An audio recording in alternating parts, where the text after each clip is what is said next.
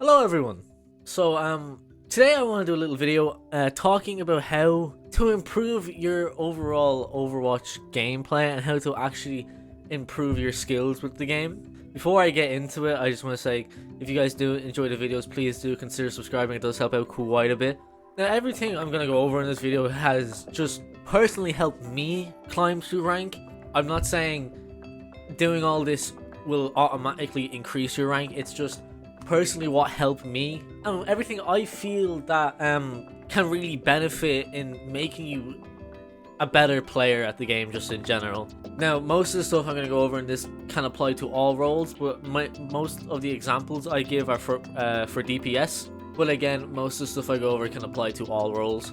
So tip number 1, work on focusing the right targets. Now, what I mean by this is pick targets that are gonna help your team make moves and win fights. So for instance, if you notice an enemy DPS or healer alone and you feel like you can take him, do it. Another one is if the enemy team has a Mercy, be on the lookout for her. If she's being a plank and standing out in the open, happy days, shoot her and kill her. But if she isn't out in the open and has somewhat of a brain, and you know, she's peeking corners and dashing around like she's playing Flappy Bird, you're gonna want to try set yourself up in a position that you can kill her. Which brings me on to my next tip, work on your positioning. I've seen countless times where people aren't able to climb or keep losing games all because they have bad positioning. Try taking high ground more often, peek corners, try setting cheeky little flanks to get picks, do anything than just stand out in the open like a muppet. If you need to contest a point, try and take cover on the point, either behind pillars or even using the payload for cover. Another thing you can do is let your tank contest the point and set yourself up in a way where you can be more effective rather than being in the front line of fire. One of the examples I can think of this is Blizzard World.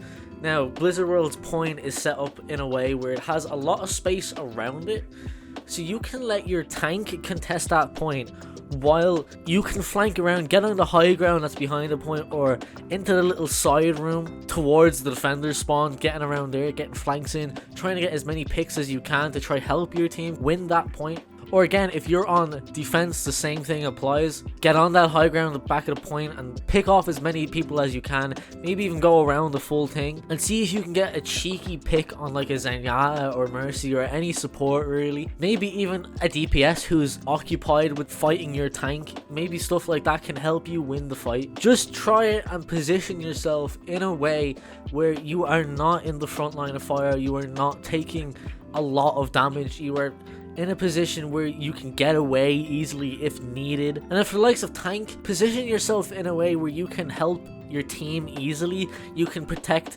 your team if they need it. Try be aware of where everyone is placed around you as well, where your healers are placed, where your DPS is placed. For the likes of playing Doomfist, try position yourself in a place where, you know, the enemy team can't really see you. You can get a cheeky little one pick off and then maybe get out real fast. Position yourself in a way where you are in sightline of your healers. Try keeping that in mind too. With no matter what role you play, your healers can't do much to help you if you are not in a position to be healed. So there's no point in sitting there and spamming your heal button if you cannot be seen by your healers. Tip number 3, now this is kind of a small one and is sort of mainly for PC players, but can apply it in a little bit to console players as well, so I won't go too in depth with it. Set your mouse up properly. And what I mean by this is give yourself enough room to move your mouse, either make space on your desk or maybe invest in a bigger mouse mat. For console players, set up your sense in a way that feels comfortable and is most effective for you. Again, this is all personal preference, so just mainly set it up in a way that is comfortable for you, but try keep it smooth on PC. Don't be having a shaky aim, so high sensitivity with high DPI will give you a bit of a shaky aim. Try make it as smooth as possible, but also in a way that is comfortable for you. You can also try aiming different ways with your arm, either moving your entire arm or just using your wrist. You'd mostly use most of your arm if you had a either lower DPI or in-game sense, and wrist with higher. You can also try, gripping your mouse in different ways. That could also help. Maybe give it a shot and see if that works better for you.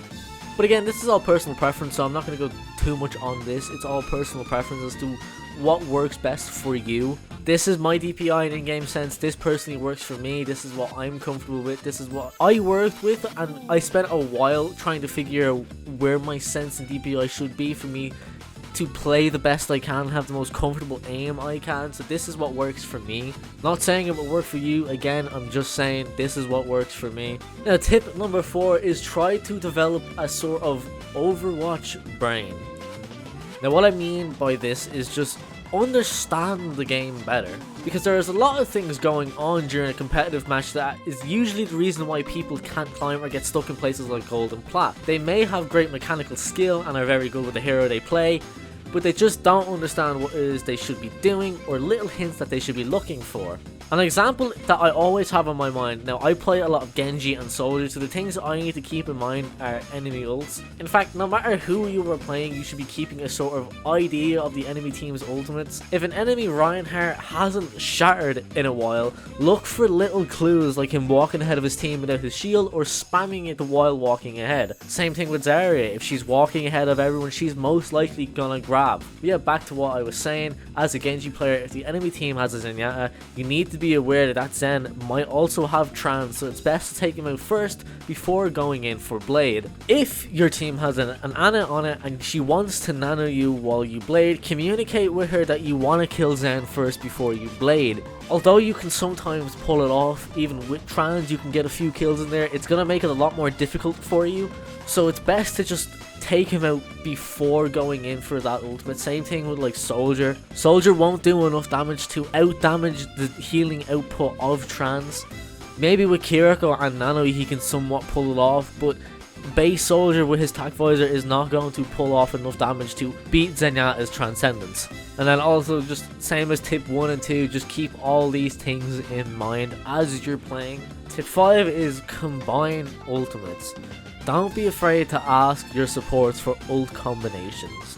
If you have an Ana on your team, don't be afraid to ask, can you have that nano to combine it with, say, a Dragon Blade or Tac Visor. Same thing if you're playing like Reinhardt, don't be afraid to ask a Kiriko to use Kitsune Rush with you. You know, activate it after Shatter, don't be afraid to be asking for these ult combinations. This also leads on to my next tip, which is just communicate with your team. Let your supports or tank know that your ultimate isn't ready. Let your healers know that, hey, I need a bit of healing right now. It doesn't hurt to ask your team for something or let them know something, but just don't be a dick about it. Remember that your team is also trying to manage everything you are too, and are also trying to win the game. Last thing you want is to start any shit with them. Get on their bad side, annoy them. It's the last thing you want, because it's just going to make everyone in the match tilted, and you are most likely going to lose that game. Tip number 7 is check the scoreboard more often.